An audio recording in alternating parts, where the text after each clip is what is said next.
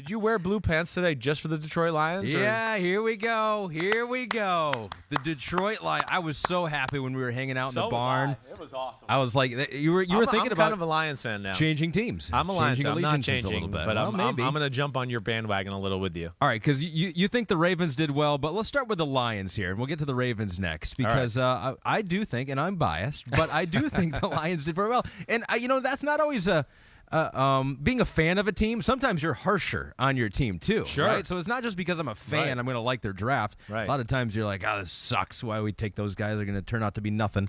But I think these guys are going to turn out to be good players. So we're looking at the Lions draft now. If you're watching on YouTube or Peacock, they got Aiden Hutchinson because Trayvon Walker went number 1 to the Jags, and they traded up for Jamison Williams, but then got one of the guys that you like at defensive end in Josh Paschal from Kentucky, Kirby Joseph, a safety out of Illinois, got some love out there. Yeah. Malcolm Rodriguez, an athletic linebacker who played quarterback in high school, went in the 6th round. So, the top 2 you've kind of talked about a little bit, but overall here, what do you think of the Lions? Love it. Definitely one of the teams that won the draft. I mean, there's no question about that. Not going to say they won it absolutely, but they're to me, one of the top 5 teams for sure.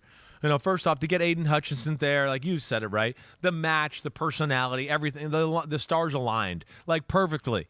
It's fucking ridiculous how perfect it is. It's just one of those. Then to get Jamison Williams, as you know, I think is the best receiver of the draft. He's the number 1 receiver on just about everybody's board. If he doesn't have the ACL, he's going first. And I loved him the other night because he was pissed that he got drafted 4th. He went up there on a mission. But add him, Ahmed, to G.J. Chark, right? Amon-Ra St. Brown, Josh Reynolds, right, on your receiving core. And now you got T.J. Hawkinson and company. I look at that and go, damn. That's a pretty damn good group. That's going to scare some people when he gets back getting healthy. So love that. Then, one of my favorite DNs in the whole draft, the kid from Kentucky, Joshua Paschal. I mean, defensive end / D tackle, but a beast with versatility and just fits. Again, to me, it's not only did they address the positional needs, they got guys that fit the attitude of the team, and it shows on film. So I love that. They'll all bite kneecaps. They're all in that bite kneecaps. Exactly right. Kirby Joseph, a longer, rangy type of safety. That's great. James Mitchell was one of my favorite tight ends in the draft. He didn't play. He tore his ACL week 2 of this college season. But I think he would have been one of the top guys there. So to me, it's positional need, some splash, and guys to where, hey, you got some depth. We see it's a team that fights. Now let's get a guy or two who can win the fucking game at the end, and we don't have to lose heartbreakers and make Dan Campbell cry at the podium after. Now you get some guys that can put the game away and make some plays. That's where I loved it. I really did. Digital Maine says the Lions had a good draft. How do you feel about them getting 3 versatile pass rushers in Aiden Hutchinson, Josh Paschal, and James Houston from Jackson State? I predicted they'd get 2, but 3 is intriguing. So in Digital Maine's mock draft, he had 2 DNs going to the Lions. They got 3 of them. So what do you think about that? Because I thought it was kind of intriguing. It's wow, you kind of stacked up on that position. What's the philosophy there? Well, I think it's the way it is now with you need versatility, right? They want they want to be able to match up and do certain. Sometimes you go, wait, we got 3 linebackers standing up and 1 D lineman, and 2 of these linebackers are going to drop in coverage. 1 might rush, or vice versa. So I think it's all of that. It's about playing personnel that way, and depth at that position is pretty critical. We see it all the time where it's a position you could have the best pass rush in football, but by play 81.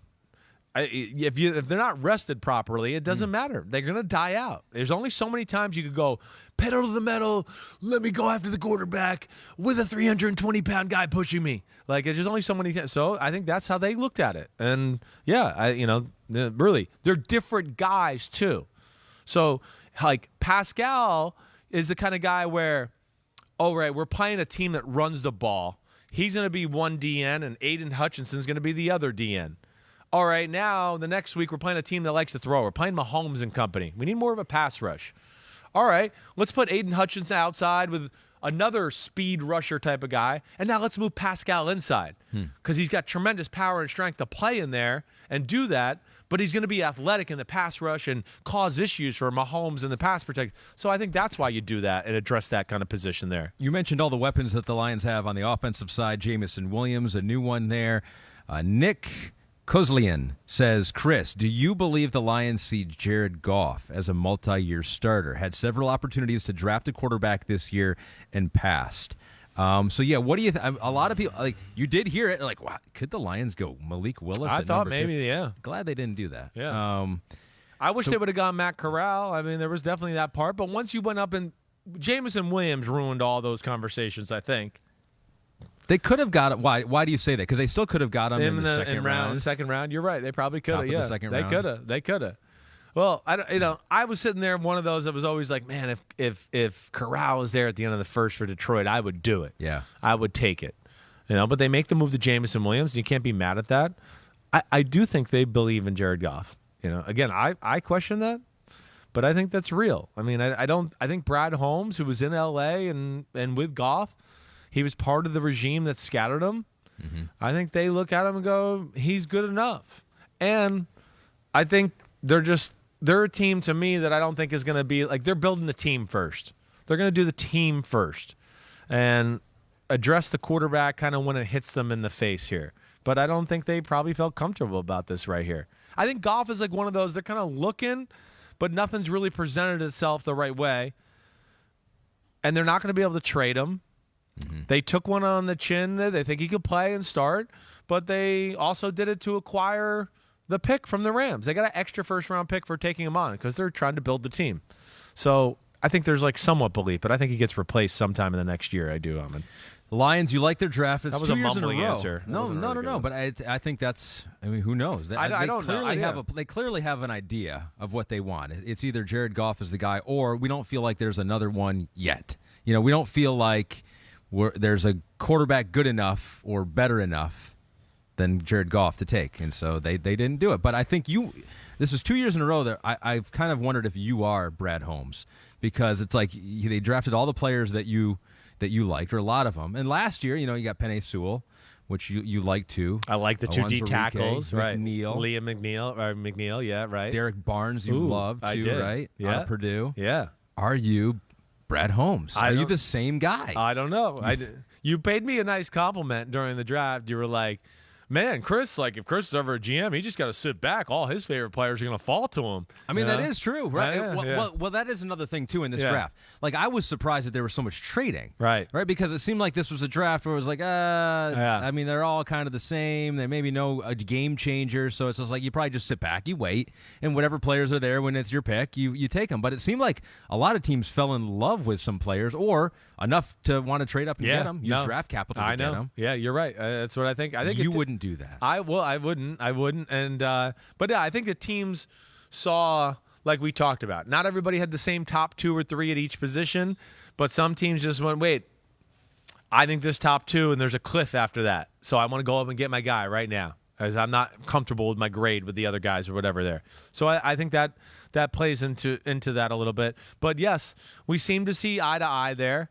I'm not like, I don't know. I don't. They have a culture there, a little bit of it's the Saints people who are Sean Payton, which is Bill Parcells, which just sees football the way I do a little bit, And then the other team that we're going to talk about here in a second, because Pete thinks I was the GM of that football team, is the Ravens.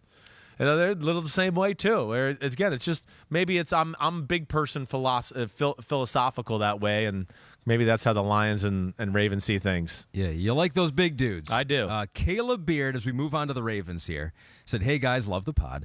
Ravens stay put and constantly have amazing guys fall to them. Almost everyone they got seemed like a difference maker, no matter what round. And what they end up taking, like 11 guys here? Right. How many picks did they have? They dominated. 11 players, 6 in round 4, including your guy, Jalen Armour-Davis, a corner that you like a lot. It took pick 119 for him to go off the board. But before that, they got another good DB in Kyle Hamilton, the best safety in the draft. Linderbaum, the center, the best center in the draft.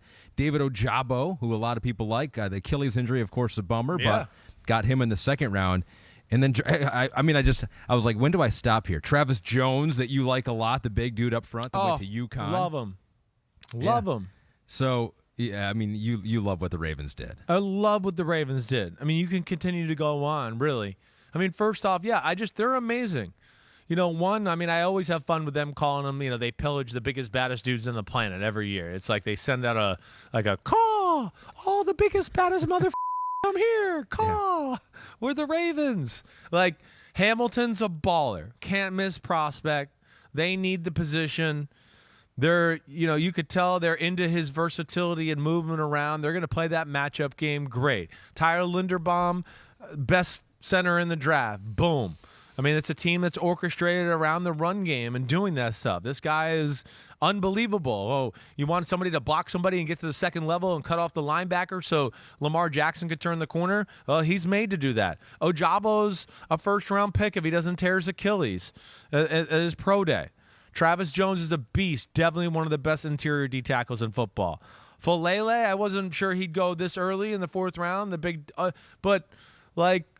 It's like Orlando Brown light. I mean, it's just a huge human. Peter King was in the room with the Ravens for the fourth round. Right. And Falele, who's 6'8", how much does he weigh? 380, 370, somewhere in there. I can't remember exactly. Yeah. So Eric DeCosta said to Falele on the phone, "We love big guys like you." Yes, they do.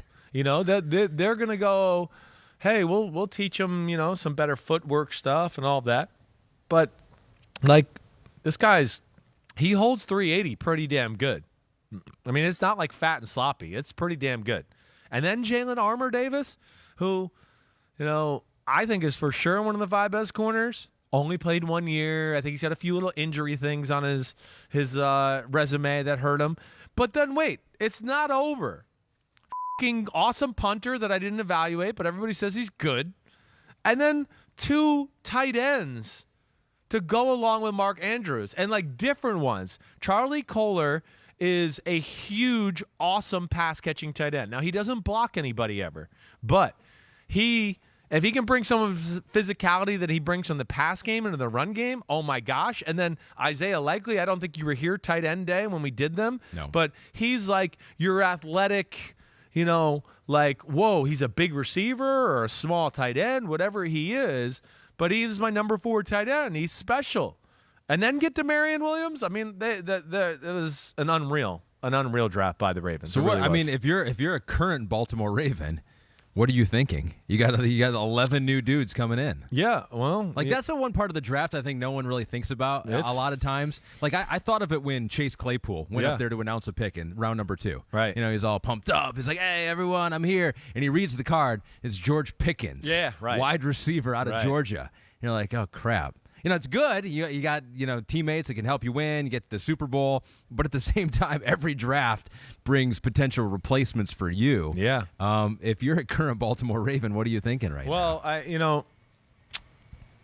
the only thing you have to worry about, to me, it's just that I look at it because again, it's one guy at each position, right? For the most part. So 2 tight ends. 2 tight ends, and we're going to get to that part, right? So that to me is where it affects it, right? Where okay, I was a player too. I'd watch that too, right? And you're, oh gosh, quarterback, and all right, well, how secure is my spot? Where am I at? Sure. Am I one of the top 2-3 guys at the position? Okay, I'll be good. But if you can realistically look at it and go, wait, D tackles, whoa, and then you start to go, wait, I'm kind of one of the guys that was already 4th or 5th on the roster, and now they drafted somebody. Yeah. You have a little pit in your stomach this weekend. You're going, damn, they drafted a guy that could be, my ass. If you're the 3rd tight end on the roster, you're going, oh, I'm in trouble. Mark Andrews, somebody else, and now these 2 guys, I mean, they're going to make it. They're going to have to, do something stupid to not make the football team. And even if you're number 1, you might be thinking, crap. Well, they don't want to pay me. Well, but Mark Andrews got paid. That's the only thing you have to. But you're right. If you didn't get paid, you would be thinking that. You'd be going, "Oh no, they're thinking about making a move in the next year or 2 to go on to the next thing." So it depends on how many people and where you are at the roster. One more thing about the Ravens: Danny Dimes 8 or Denny Dimes, not to be confused with Danny Dimes. Danny's talking. Danny Dimes 8. How do you think the Ravens address their wide receiver situation? So they traded Hollywood Brown. Lamar was like WTF. Yeah. Which he wasn't really. Even though, it was like he knew. It was known that Hollywood, at least inside the team, that he wanted out. So they did not draft a wide receiver. I mean, who does Lamar have to throw to? Well, it's got one of the best pass-catching tight ends in football. Got Mark. That's for sure. They got 2 new tight ends now. Yeah, and he's got Rashad Bateman, who they took in the first round last year. Okay. Devin Duvernay, who's kind of a weapon, right? And, yeah, after that, there's Tylan Wallace maybe, but there's nothing special there.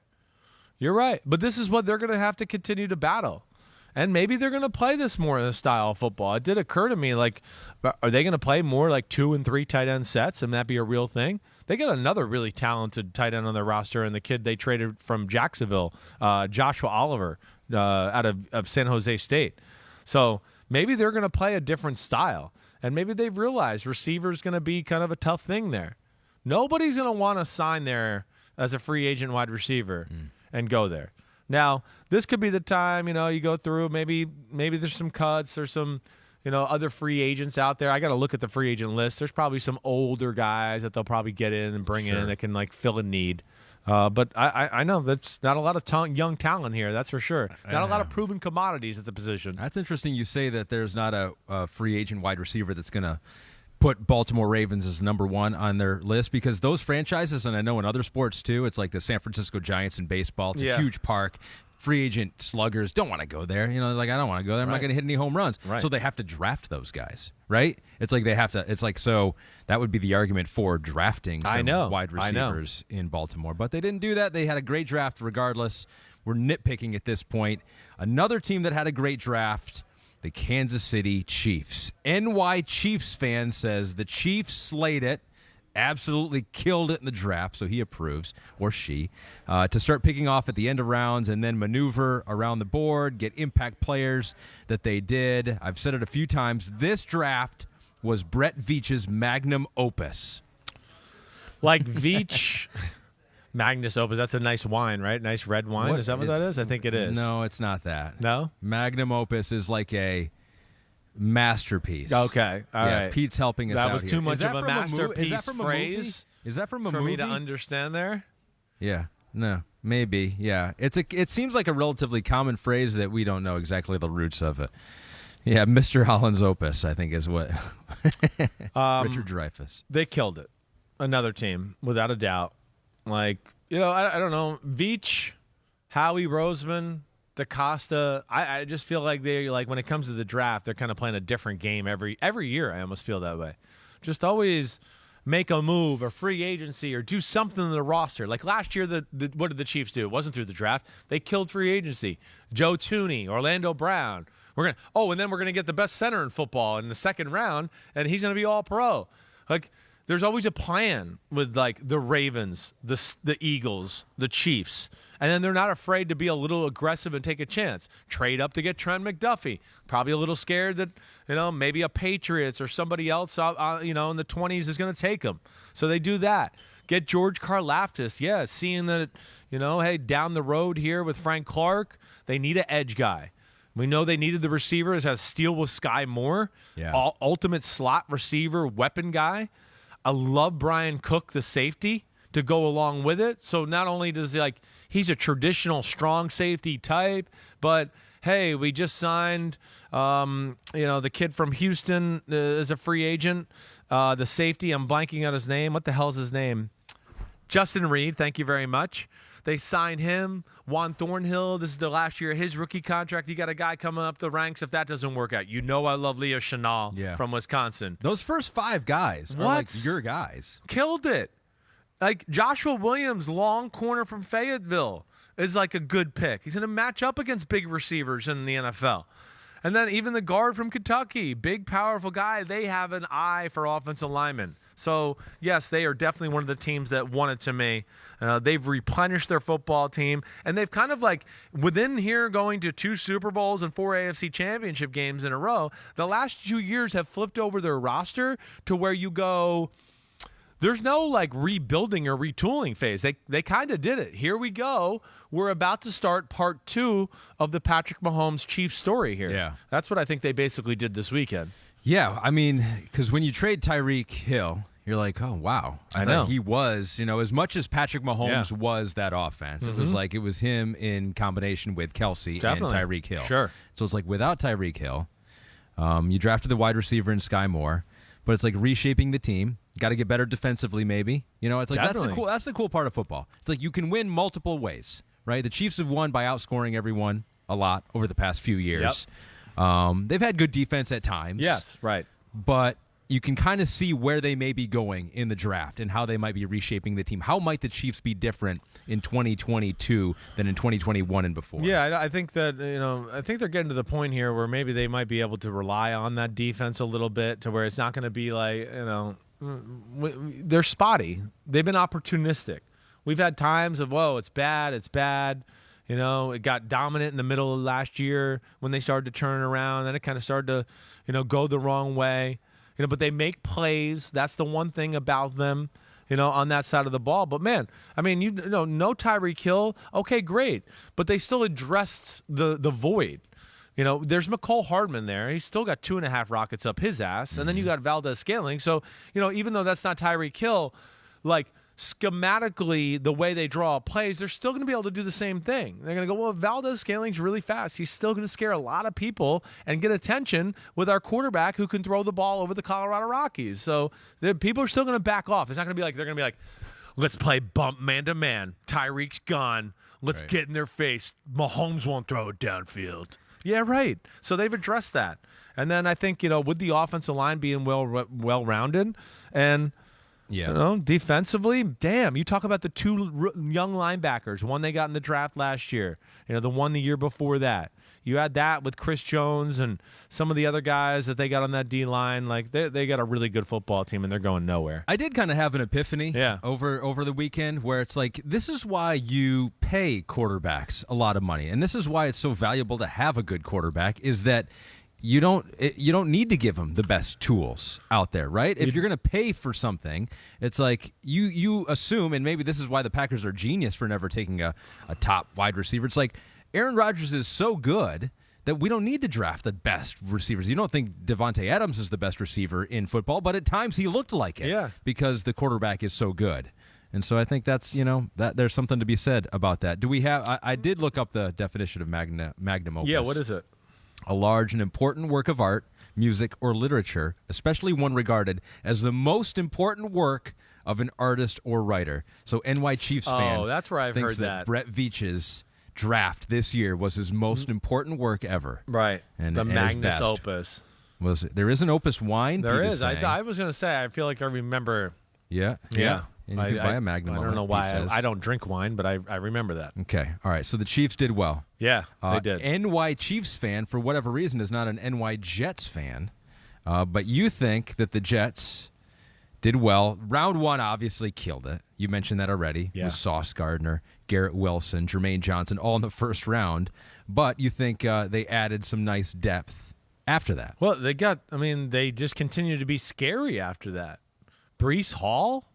I mean, like the biggest home run hitting running back in the draft, him, Kenneth Walker, or the kid Pierre Strong from South Dakota State. You talk about guys that can go 80 to the house.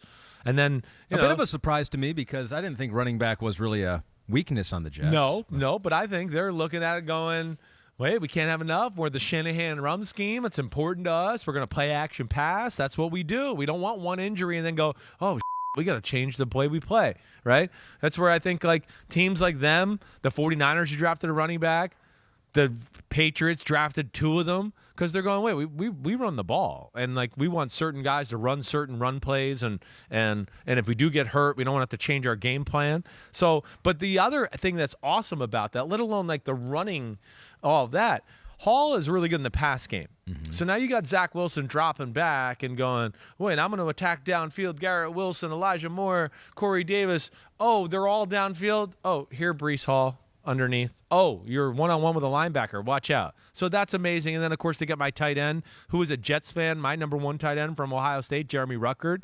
I mean, he is going to be really good. He just didn't get to catch a lot of balls at Ohio State. He's got everything you need that way. So that, and even the damn tackle they got from Louisiana, Max Mitchell, I mean, no doubt about it, or one of the teams that won the draft. The Jets killed it. Ruckert shouldn't feel bad because Jamison Williams couldn't catch a whole lot of balls at Ohio State. No, right? You're right. You're right. Too Young for Broadway Joe was loving it, said, okay, I'm biased, but seriously, how are the Jets not obviously number one, consensus best corner, 2 or 3rd best edge, close to consensus best running back, most people's best receiver, and at Chris Simms' best tight end? Yeah. He thinks the Jets were clearly number one. You can make that argument. You definitely can. Them or the Ravens, I think, are definitely in that conversation, especially when you get past the, wait, it wasn't just 3 picks. It's 5, 6, maybe 7, where you go, whoa, I really envision these guys helping the football team. So, and then, yes, Jermaine Johnson at 25 is insane. It really is. But, yeah, they got difference makers on their football team. And, you kind of couple that together. The Jets, with all the injuries, their defense, I think, does have some pieces. And then their offensive line, just think about this. Elijah Vera-Tucker, Laken Tomlinson at the other guard, George Fant at tackle, Mekhi Becton at the other tackle. And then they have depth and guys that fill in and versatility there.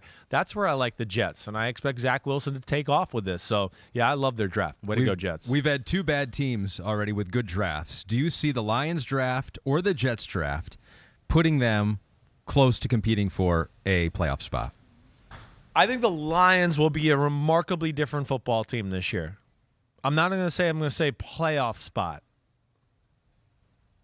I'm going to bet on Lions being we're actually talking about them maybe being in the playoffs in early December, but it kind of stops there. We're not quite there yet. Mm-hmm. One more year. We're man, if they just would have closed out that one game. If they just didn't have Jared Goff and they could lead a 2-minute drive, they would probably got in. That's what we're going to probably be saying, all right? All right. I don't know why they don't want to replace their quarterback, but they don't. What are we going to be saying? I tried to make logic out of that before. What are we going to be saying in December about the Jets? The Jets, we're going to go, oh, my gosh, they're such an exciting team. Man, did they play good this year. The organization's in the going in the right way. But holy their division's awesome.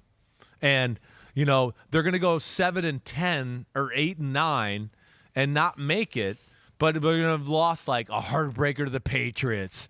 They lost a heartbreaker to the Dolphins in Miami. They lost. Josh Allen threw a ball between his legs 74 yards to be that's the unfortunate thing for the Jets and teams like them and the Dolphins. They're going, we're getting better, but the damn teams that are at the top of the division are getting better, and they're really good. It's insane, the AFC East. It's insane. So I think they're going to be better. But am I going to sit here and tell you playoffs right now? No, I can't do that yet. Luckily now, expanded playoffs, you can have literally Chiefs, every team. Chiefs will make the playoffs. Yeah, okay. Yeah, I figured that. And Ravens will be in the conversation, too. Yeah. I get that. You had one more team in your tier 1 of good drafts. Yeah. Won the draft. And that last team was a fringe playoff team that maybe is more of a solid playoff team now. The Philadelphia Eagles didn't have a whole lot of picks. What'd they have here? 5 picks. 1 in the first round, got the big defensive tackle out of Georgia, Jordan Davis. But then after that, Cam Jurgens, which was a guy that you kind of mentioned as a Robin Hood of the draft, right? Yeah. A guy you really like, got him in the second round, awesome. And then Nakobe Dean in the third. No, it's they seem to kind of know how to play the draft with assets and acquire what they want. That's cool picks. We got to include A.J. Brown a part of that. So JL says Eagles big-time winners, Jordan Davis, A.J. Brown. Got a first-round talent, Nakobe Dean. Howie redeeming himself since the Rager pick and showing that he learned from not surrounding Wentz with talent and giving Jalen pieces to succeed. So that's the A.J. Brown trade. I think so. And, you got to play A.J. Brown into the part of the draft here and what they did. It's part of it. They gave up one of their picks to get him. All right, so then the Tennessee Titans took, Treylon Burks. But, yeah, A.J. Brown, that changes your football team. It's first off, I love the formula. He's a weapon. He is a guy, speed sweeps, reverse, all that type of stuff. That goes great with Jalen Hurts and his movement, right? We always love that combination. How many times during the season last year were Philadelphia, their run game, it's the best in football. Yeah. Oh, wait, now you got to worry about that little line, and then you're going to go, oh, no, we have to leave one-on-one with A.J. Brown and Devontae Smith outside. Yeah, have fun. So that's an amazing combination. And then they build for the future with the offensive line, which is already an unbelievable offensive line. But they're like, well, one of our 5 blue chippers is probably going to retire next year, so let's make sure we replace him with a blue chipper. And this guy's a great player. He was, to me, after the guys that went in the first round, the Patriots, Cole Strange, and then this guy, Cam Jurgens, were the next linemen on the board.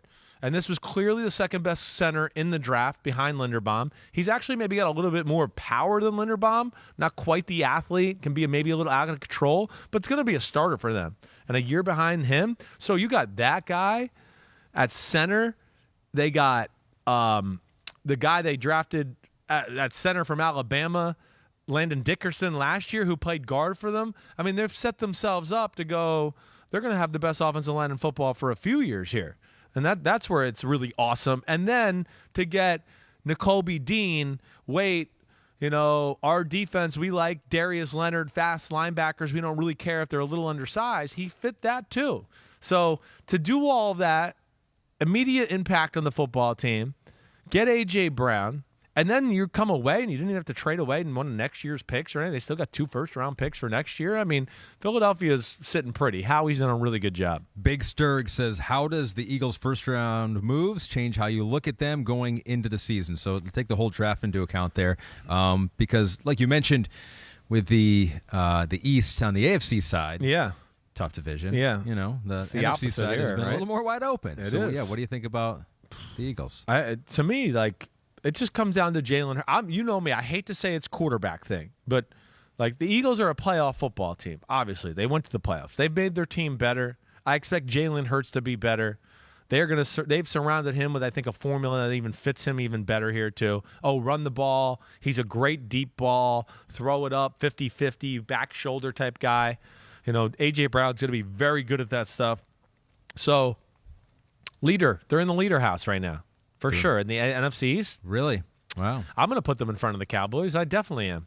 Yeah, the Cowboys this offseason, their draft, the Cowboys did an okay draft. They drafted some guys on potential. Mm-hmm. They took some risk on a few guys, in my opinion. Yeah, I look at the Eagles and go, man, you do that? You got that D-line? They got this guy, Jordan Davis. I mean, Jordan Davis, man, he will be Fletcher Cox 2.0 or whatever freak of nature D tackle you want to throw into the conversation.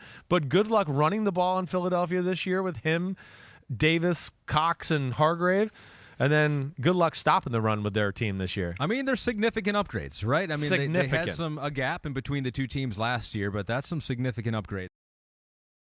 Hi, I'm Mike Tirico, and thanks for watching.